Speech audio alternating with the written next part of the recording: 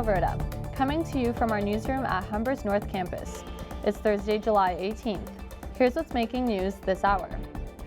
U.S. President Donald Trump set off a storm by taking another jab at women of color at a rally in North Carolina Wednesday night. President Trump hurled more accusations at U.S. House Representative Ilhan Omar, spurring on chants from the crowd. And obviously and importantly, Omar has a history of launching vicious anti-Semitic screeds.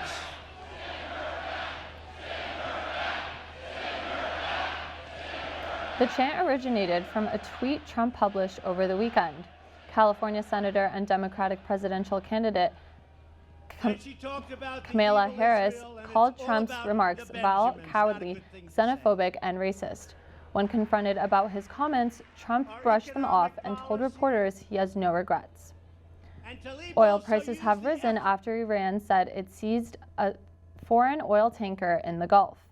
The price increase comes in the middle of rising tensions between Tehran and the West over the safety of shipping in the Strait of Hormuz, a vital gateway for energy exports. The unidentified vessel was smuggling 1 million liters of fuel and was captured near Iran's Larak Island in the Gulf. Britain pledged to defend its shipping interests in the region. U.S. Central Command Chief General Kenneth McKenzie said the United States would work aggressively to enable free passage after recent attacks on U.S. oil tankers in the Gulf. Iran said the tanker was the same vessel they towed on Sunday after the ship sent a distress call. Reports say U.S. and British shipping companies are hiring unarmed security guards for voyages through the Gulf as an extra safeguard. Reports vary between 25 and 33 dead after a major fire swept through a renowned anime studio in Kyoto, Japan on Thursday. A man shouted "die" as he doused the studio with fuel and set it ablaze, public broadcaster NHK reported. Police have taken a 41-year-old man into custody. Prime Minister Shinzo Abe called the fire too appalling for words on Twitter and offered condolences to the victims. The small studio, which produces popular series such as Sound Euphonium, has a huge influence on Japan's anime industry. It may be the dead of summer, but hockey is on the brain for the Brampton Beasts.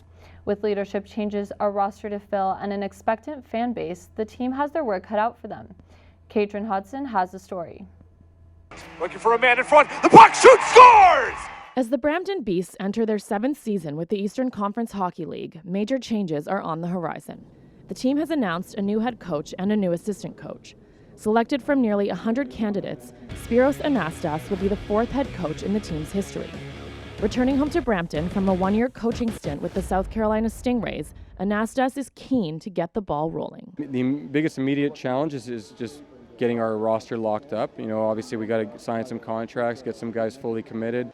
The Beasts roster can be unpredictable and is largely influenced by the team's affiliates, the NHL's Ottawa Senators and the AHL's Belleville Senators. But while they wait and work on signing players, assistant coach Duncan Dalmeo is focused on planning. Try to prepare yourself the best you can. You try to prepare a game plan for the team that's going to be effective, regardless of the personnel you have. The Beasts currently rank 4th in the ECHL, right behind the Manchester Monarchs. Their rivalry, the Newfoundland Growlers, rank 1st, something the Beasts hope to change in the upcoming season. But like any major shift in leadership, it's a bit of a wait and see.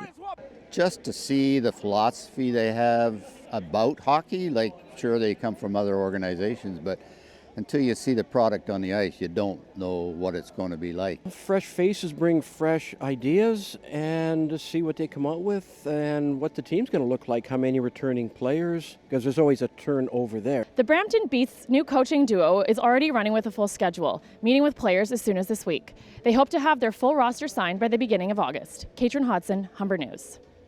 Summer seems to be heating up across the country. Humber weather reporter Danielle Blumentroth is out taking the temperature around Humber. Danielle, what's it like out there and what can we expect for the next few days? Thanks, Martina. Well, you're right. The summer heat wave continues as scorching temperatures are sweeping through Canada. Let's take a look at your 3-day forecast. Right now, it's a bit of overcast with a mix of sun and clouds into the afternoon. High of 30 today, feeling like 38 with this humidity. Tonight isn't much cooler with a low of 23 and chance of showers overnight. Risk of thunderstorms as well. Friday, mix of sun and cloud with a chance of showers late in the afternoon. The high is 34, feeling like 41. And Saturday, break out that sunscreen because it will be sunny with a high of 33. Now that's your 3-day forecast. Back to you, Martina, in the studio where I'm sure that AC is treating you well. Thanks, Danielle. Before we go, 50 years ago today, we're into day 2 of the Apollo 11 mission, mankind's first attempt at landing on the moon. 6, 5, 4, 3, 2, 1, 0. All engine running. Liftoff. We have a liftoff. 32 minutes past the hour. Liftoff on Apollo 11. On July 16, 1969, Apollo 11 launched from Florida, taking Commander Neil Armstrong, Lunar Module pilot Buzz Aldrin, and Command Module pilot Michael Collins on their historic lunar mission. From the planet Earth, first set foot upon the moon, July 1969, BP.